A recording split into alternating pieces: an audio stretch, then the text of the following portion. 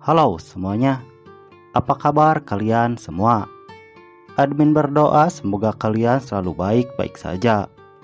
Kali ini admin akan melanjutkan cerita Donghua dari TOFK. Setelah di episode kemarin, Chenan yang terjatuh dari atas air terjun disangka mengintip oleh Cuyu dan diserang oleh kedua pengawalnya, sampai membuat Cuyu penasaran kepadanya. Lalu apa yang akan terjadi pada Chenan selanjutnya? Langsung saja tanpa ngoceh-ngoceh lagi, kita masuk ke ceritanya. Cerita dilanjutkan dengan memperlihatkan seorang tuan muda bernama Renji, yang mana dia sedang dalam perjalanan. Saat si Renji ini sedang bersantai di dalam kereta kudanya, dia menerima laporan yang mengatakan kalau keberadaan Cuyu dan pengawalnya telah diketahui. Mendengar laporan dari bawahannya, Renji hanya menanggapi dengan santai. Yang kemudian si Renji ini membuka sebuah kotak yang isinya admin pun belum mengetahuinya ya sob. Di sisi lain terlihat Chenan yang diikat di sebuah batang kayu. Dan tampaknya si Chenan ini berhasil dikalahkan oleh Tuan Putri Cuyu ya sob.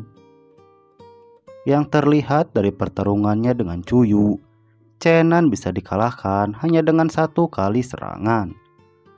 Melihat Chenan yang hanya pejuang tingkat 1, Cuyu pun meremehkannya. Hal ini wajar saja ya sob, karena si Chenan ini baru bangkit dan bahkan belum makan apapun saat di perjalanannya bersama si Dongdong.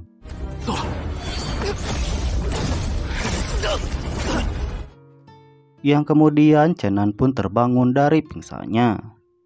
Saat dia terbangun, Chenan melihat Tua Kuan dan Yuesia yang sedang berbincang-bincang. Saat itu Yuesia mengeluarkan sebuah peta dan mencoba untuk membacanya, walaupun dia sama sekali tidak bisa membacanya. Berbeda dengan Cuyu dan Huaqian, Chenan langsung bisa membaca peta itu karena sebagian hurufnya adalah bahasa kuno. Jadi wajar saja kalau dia bisa membacanya ya, mengingat dia hidup di 10.000 tahun yang lalu. Sementara itu Yuesia mengatakan kalau mereka bisa menemukan obat pil legendaris dan memberikannya kepada Yang Mulia, maka permintaan Cuyu akan dipenuhi. Terlihat kalau mereka berdua bertekad untuk mendapatkan obat itu.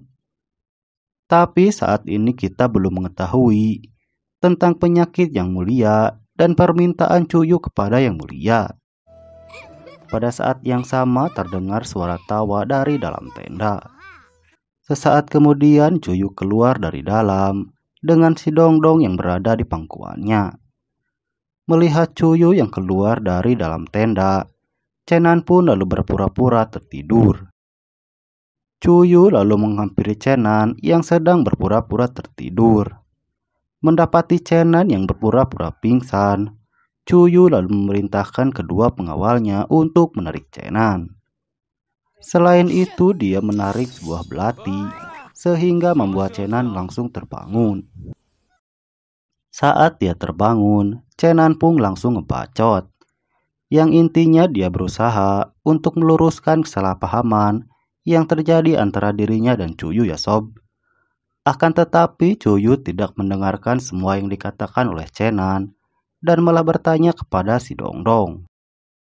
Akan tetapi si Dongdong hanya bermalas-malasan di pangkuan Cuyu, sehingga membuat Chenan menjadi kesal karena semua masalah yang dialaminya terjadi karena si Dongdong.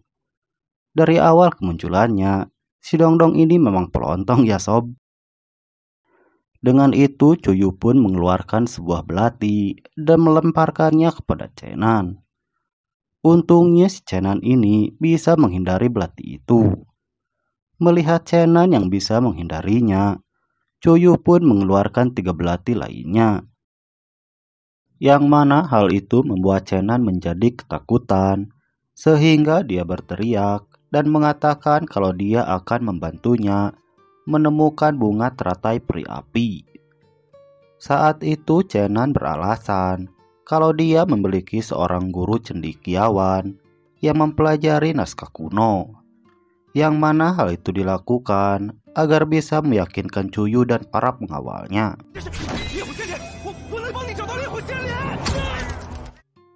Dengan itu, Chenan pun diangkat menjadi seorang budak oleh Cuyu.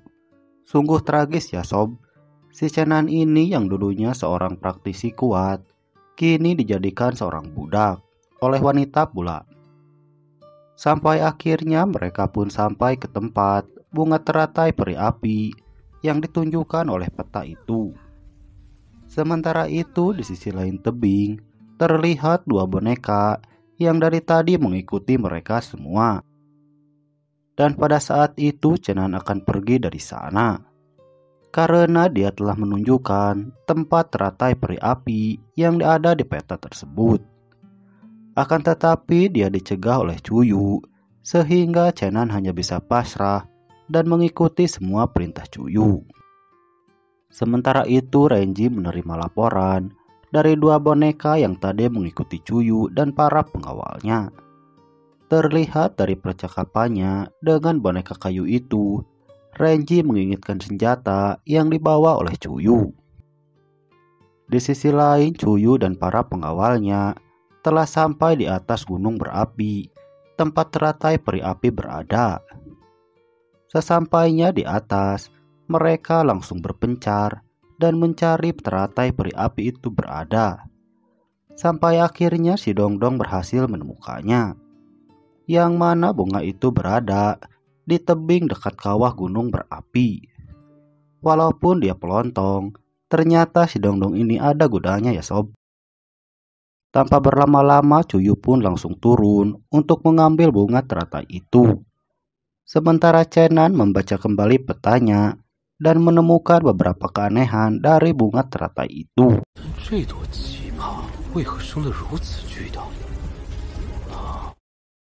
Dengan alasan itu, Chenan pun langsung turun untuk menyusul Cuyu dan menjelaskan tentang teratai peri api itu kepadanya. Dan semuanya sesuai dengan apa yang dijelaskan oleh Chenan. Saat bunga itu diambil, muncul seekor ular raksasa yang langsung menyerang mereka. Untungnya mereka bisa diselamatkan oleh Huaqian di saat-saat terakhir. Segera saat itu juga, Cuyu berkumpul dengan kedua pengawalnya. Sementara Chenan bersembunyi dengan si Dongdong. Melihat situasi yang mendesak, Cuyu pun bergegas untuk mengambil bunga itu. Sementara kedua pengawalnya bertarung untuk melawan monster ular itu. Terlihat kalau Huaqian dan Yuesia bekerja sama untuk melawan monster ular itu. Tapi monster itu terlalu kuat sampai membuat Huaqian terpental karena monster ular itu. Bahkan pertahanan yang dibuat oleh Yuesia bisa ditembus dengan mudah hanya dengan kekuatan fisiknya. Melihat dua pengawalnya yang terpojok, Cuyu pun kembali untuk membantu mereka. Lalu dia mengeluarkan teknik 100 tebasan api pohenik untuk melawan monster itu. Akan tetapi semua masih belum cukup untuk mengalahkan monster itu. Bahkan saat dia bekerja sama dengan Huaqian, ular itu masih bisa memojokkan Cuyu. Di sisi lain, si Dongdong menyarankan Chenan untuk membantu mereka. Akan tetapi dengan kultivasinya saat ini, bahkan tidak bisa mengalahkan Cuyu. Melihat semuanya sudah terpojok, Huaqian lalu mengeluarkan teknik ledakan darah tanpa batas, yang mana teknik ini memberikan penggunanya kekuatan berlipat ganda. Tapi sebagai gantinya, pengguna harus merelakan salah satu anggota tubuhnya. Hal ini bisa dilihat dari Huaqian yang kehilangan tangannya setelah beradu pukulan dengan monster ular itu.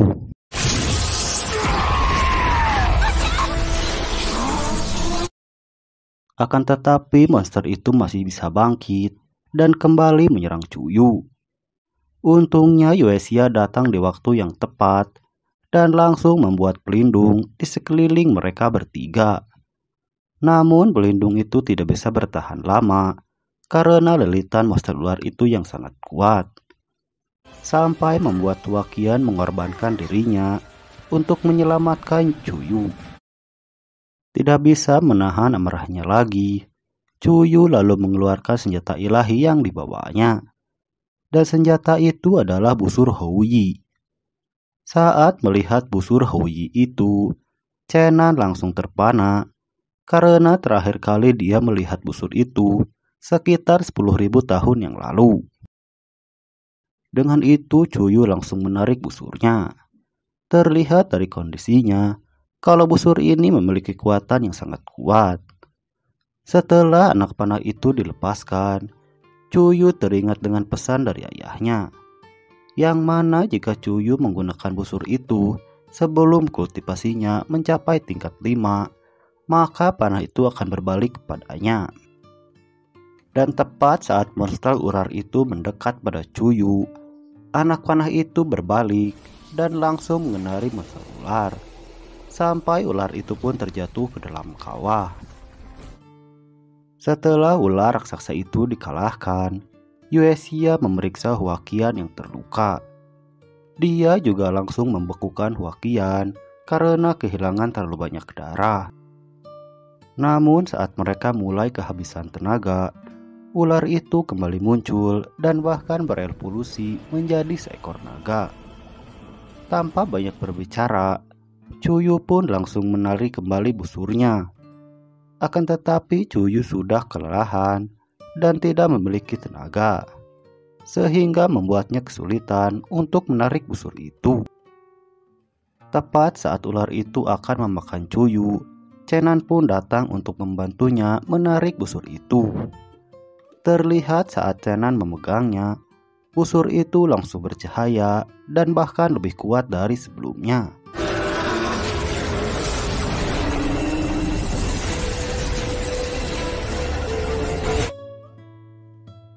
Akan tetapi setelah itu cerita pun berakhir. Lalu apa yang akan terjadi selanjutnya? Saksikan kelanjutannya di part berikutnya. Dan jika kalian suka, jangan lupa tekan tombol like dan subscribe terlebih dahulu agar kalian gak ketinggalan video selanjutnya. Nah, segitu dulu alur cerita TOFG episode kali ini ya sob. Jangan lupa tinggalkan bacotan kalian di kolom komentar agar channel ini bisa terus berkembang, dan sampai jumpa di video selanjutnya.